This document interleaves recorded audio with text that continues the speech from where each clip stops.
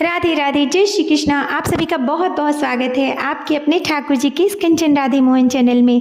देखिए, श्रावण माह चल रहा है, भगवान शिव को समर्पित होता है ये पूरा माह। और इस माह भगवान शिव की पूजा अर्चना, कोई भी अनुष्ठान किया जाए, उनका नाम जप किया जाए तो इससे आपकी पूजा बहुत ही शीघ्र फलदायी होती है, क्योंकि भगवान शिव साक्षात धरती पर वास करते हैं। और हमारी धार्मिक मान्यताओं के अनुसार भगवान विष्णु 4 माह के लिए योग निद्रा में माता लक्ष्मी के साथ समुद्र में वास करते हैं।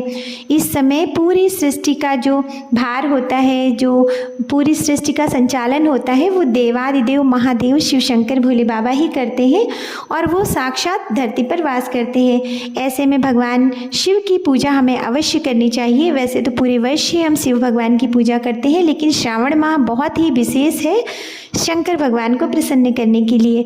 तो आप किस प्रकार अपने घर में पूजन करके भगवान शिव की पूर्ण कृपा प्राप्त कर सकते हैं, उसका ये छोटा सा वीडियो हम आपके साथ शेयर कर रहे हैं।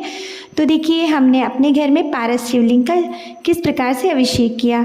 भगवान शिव को अभिषेक करने के पीछे भी यही कथा है कि जब समुद्र मंथन में विष निकला था और भगवान शिव ने उसका पान कर लिया था, तो उसके बाद वो इतना उष्ण था, भगवान ने उसको अपने कंठ में रोका और तभी से वो नीलकंठ कहलाए थे। लेकिन उसकी जो उष्णता थी वो समाप्त करने के लिए सभी देवताओं ने भगवान पर जल से अभिषेक किया था।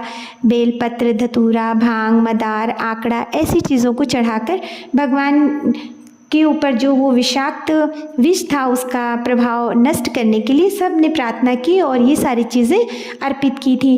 तभी से श्रावण माह में और हमेशा ही भगवान शिव पर ये सारी चीज़ें चढ़ाई जाती हैं। तो देखिए, हमने सबसे पहले पूजन प्रारंभ करने के लिए आप स्नान आदि से निवृत्त हो जाएं। उसके बाद में स्वच्छ वस्त्र पहनकर पूर्व या उत्तर पूर्व दिशा में मुख करके बैठ जाएं घर के मंदिर में, या फिर एक चौकी लगाकर उसके ऊपर कोई वस्त्र बिछा लें। फिर जिस पात्र में आपको शिवलिंग का अभिषेक करना है उसके ऊपर पात्र में आप चंदन से एक ओम का निर्माण कर लें। जैसे देखिए, हमारे जो शिवलिंग है बहुत छोटा है, तो हमने एक कटोरी रख ली है, ऊपर से हमने थोड़ी गुलाब की पंखुड़ियाँ रखी हैं और हमने अपना शिवलिंग स्थापित किया है। शिवलिंग का जो जलाधारी होती है वो हमेशा उत्तर दिशा में रखनी चाहिए और उन्हीं के पास हमने नंदीश्वर महाराज को भी विराजित किया है। हमारे पास छोटे से चांदी के नंदी जी हैं और फिर हमने अपनी पूजा प्रारंभ की। यदि आप पहली बार पूजन कर रहे हैं या आज से ही शुरू कर रहे हैं या आप केवल सावन में पूजन करना चाहते हैं, तो आप चाहें तो उसके लिए संकल्प करके पूजन प्रारंभ करें।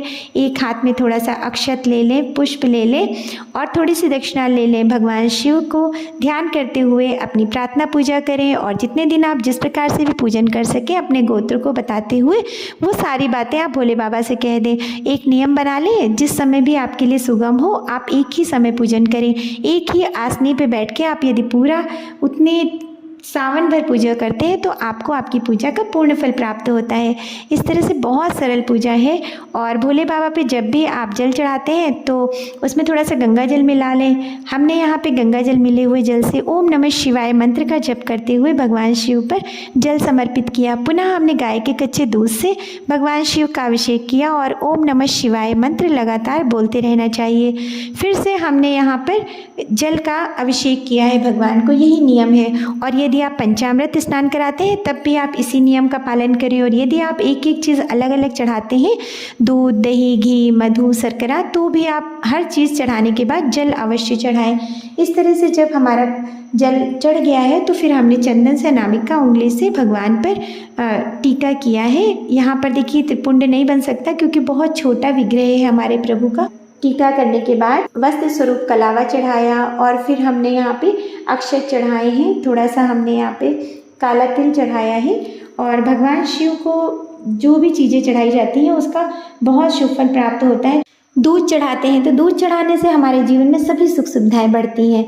और जब हम शहद चढ़ाते हैं कुबेर के समान धन प्राप्त होता है। ऐसी मान्यता है कि बहुत धन धान्य बढ़ता है, भगवान शिव प्रसन्न हो जाते हैं। दही चढ़ाने से स्वास्थ्य अच्छा होता है, जीवन की शक्ति का संचार होता है। और घी चढ़ाने से धन और सुख बढ़ता है। इसी तरह से चीनी चढ़ाने से सभी कष्ट दूर होते हैं, दुखों का अंत होता है। तो भोले बाबा पे आप पूरा पंचामृत बनाकर भी चढ़ा सकते हैं, अलग अलग चीज़ों को भी इस प्रकार से चढ़ा सकते हैं। और देखिए इस बार जो हमारा जुलाई में 2024 में श्रावण मास प्रारंभ हुआ है वो 22 जुलाई से हुआ है और ये 19 अगस्त तक चलेगा। और पहला सोमवार तो देखिए निकल चुका है, लेकिन उसके आगे के अभी 4 सोमवार बाकी हैं, तो आप उसमें भी पूजा कर सकते हैं। वैसे तो आपको प्रतिदिन ये पूजा करनी चाहिए, और यदि आपके पास शिवलिंग नहीं है तो इतना सुंदर समय चल रहा है, आप एक छोटा सा शिवलिंग लाकर अपने घर में स्थापित भी कर सकते हैं। और भोले बाबा की पूजा करने से देखिए चंद्र ग्रह मजबूत रहता है। जब हम शंकर भगवान पे दूध चढ़ाते हैं तो हमें मानसिक शांति मिलती है, और राहु केतु शनि ऐसे ग्रहों की यदि पीड़ा है आपके जीवन में तो वो भी समाप्त होती है। इसलिए शंकर भगवान की पूजा नियमित करनी चाहिए। और इस तरह से देखिए हमारे घर में तो बेल वृक्ष भी हमने लगा रखा है, शमी का पौधा भी हमने लगा रखा है, और आंकड़े का पौधा भी लगा रखा है, तो हम उसमें से ही ये सारी चीज़ें तोड़ लेते हैं। आप भी बहुत आसानी से घर में ये गमलों में पौधे लगा सकते हैं, और ये सब इसी वजह से चढ़ाया जाता है कि भोले बाबा को इससे शीतलता प्राप्त हो। इसी ओम नमः शिवाय मंत्र का जप करते रहें। जितना ज़्यादा आप ओम नमः शिवाय, ओम नमः शिवाय, ओम नमः शिवाय, ओम नमः शिवाय मंत्र का जप करते हुए पूजा करेंगे, उतनी ही ज़्यादा आपको पूजा का पूर्ण फल प्राप्त होगा। आप दिन में भी भगवान के नामों का जप कर सकते हैं।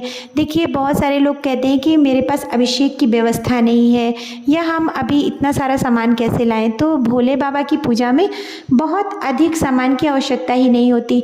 हाँ, बहुत सारे लोग बहुत तरह से विधि विधान से पूजन करते हैं, तो अगर आपके पास वो सब नहीं है तो आप अपना मन बिल्कुल भी छोटा ना करें। बहुत ही साधारण तरीके से, और वो जो चीज़ें आपके घर में हैं, आपके पास है, आप उनसे भी भगवान शिव का पूजन कर सकती हैं। या तो आप केवल मात्र 1 लोटा जल चढ़ाकर भी शंकर भगवान की कृपा प्राप्त कर सकती हैं। भगवान शिव के मंदिर में हमेशा देसी घी और तिल के तेल का ही दीपक जलाना चाहिए। हम भगवान शिव की जब पूजा करते हैं तो उसमें इत्र अवश्य चढ़ाते हैं, तो जनेऊ भी चढ़ा सकते हैं आप। यहाँ पर हरा मूंग चढ़ा सकते हैं, काला तिल चढ़ा सकते हैं, सफ़ेद तिल चढ़ा सकते हैं, अक्षत बिना टूटा हुआ चावल चढ़ा सकते हैं, शहद चढ़ा सकते हैं, चीनी चढ़ा सकते हैं, बताशे चढ़ा सकते हैं, पान चढ़ा सकते हैं। भगवान शिव को बहुत सारी चीज़ें चढ़ती हैं, लेकिन अगर ये सारी व्यवस्था नहीं है तो आप मात्र 1 लोटा जल और थोड़े से दूध के साथ भी भगवान शिव का सरलतम अभिषेक कर सकते हैं, और इस पूजा का भी आपको बहुत सारा शुभ फल प्राप्त होता है। भोले बाबा बहुत भोले हैं, इसीलिए तो उनको भोले कहा गया। वो अपने भक्तों की स्थिति को जानते हैं, वो आप पर सदैव कृपा करते हैं।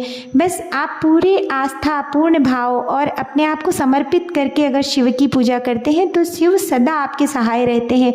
भगवान शिव इतने करुणामयी हैं, इतने कृपालु हैं कि वो आपके मन के भावों को समझते हैं। और देखिए हम जब मेरी पूरी पूजा पूर्ण हो जाती है तो हम इस तरह से एक जलाधारी अवश्य लगा देते हैं, उसमें से बूंद बूंद टपकता रहता है हमारे शंभू के शिवलिंग पर जल। और इस तरह से देखिए हमने यहाँ पर रुद्राक्ष की माला भी पहना दी है, और उसके साथ ही हम अपनी पूजा पूर्ण करते हैं। अच्छा, आप गौरा जी की पूजा भी अवश्य करें, क्योंकि ये वो समय है जब माता पार्वती ने भगवान शिव को प्रसन्न करने के लिए बहुत कठोर तप किया था। तो उस समय मंगला गौरी व्रत भी किया जाता है, और शिव शंकर भोले बाबा की सोमवार व्रत उठा सकते हैं, 16 सोमवार व्रत उठा सकते हैं। जो व्रत आप पहले से कर रहे हैं उस व्रत का आप उद्यापन भी कर सकते हैं। अगर आपके पास है तो आप शंकर भगवान के पास डमरू अवश्य रखें और डमरू बजाएं। उस डमरू को बजाने से शिव प्रसन्न होते हैं और आपकी सभी इच्छाएं पूर्ण करते हैं। इस तरह से आप देख सकते हैं। आखिरी में आप भगवान शिव को फूल समर्पित करें, क्षमा याचना मांगे, भगवान शिव से प्रार्थना करें कि हे प्रभु, आपका पूजन हमने बहुत ही मन और भाव से किया है। पूजा में अगर कोई भी त्रुटि रह गई हो तो अपना बच्चा समझ के, अपना दास समझ के कृपया मुझे क्षमा करो और हम पे कृपा करो, मेरे परिवार पे कृपा करो। और भाव विभोर होकर भगवान के सामने आप अपनी क्षमा याचना प्रस्तुत करें, आप अपनी मनोकामना बोलें। देखिए भोले बाबा आपकी मनोकामना जरूर जरूर पूरी करेंगे और आप पर सदा कृपालु रहेंगे। अगर आपको मेरे वीडियो में कुछ भी अच्छा लगा हो तो कृपया चैनल को लाइक शेयर सब्सक्राइब जरूर कीजिएगा। मैं भोले बाबा से प्रार्थना करती हूँ वो आपकी सभी मनोकामनाएं पूर्ण करें। हर हर शिव शंभू, जय जय भोले बाबा।